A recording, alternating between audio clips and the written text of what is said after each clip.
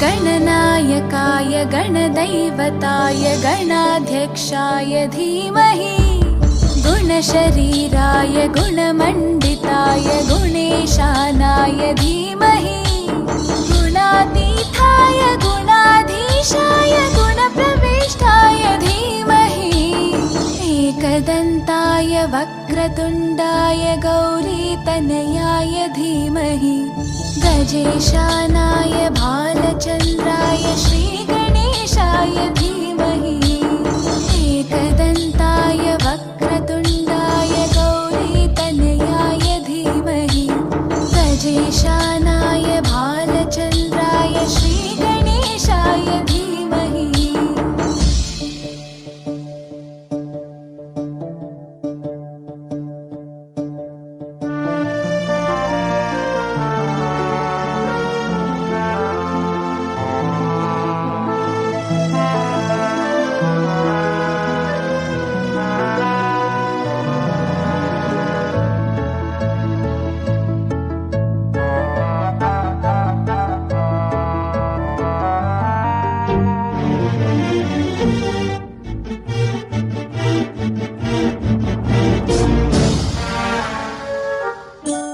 गानचतुराय गानप्राणाय गानान्तरात्मने गानोत्सुकाय गानमत्ताय गानोत्सुकमनसे गुरुपूजिताय गुरुदैवताय गुरुकुलस्थायिने गुरुविक्रमाय गुह्यप्रवराय गुरवे गुणगुरवे गुरुदैत्यकलक्षेत्रे गुरुधर्मसकाराध्याय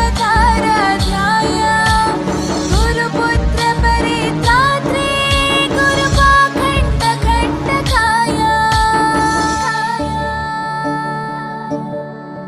गीतसाराय गीततत्त्वाय गीतगोत्राय धीमहि गूढगुल्फाय गन्धमत्ताय गोजयप्रदाय धीमहि गुणातीताय गुणाधीशाय गुणप्रविष्टाय धीमहि एकदन्ताय वक्रतुण्डाय गौरीतनयाय धीमहि गजेशानाय भालचन्द्राय श्रीगणेशाय धीमहि।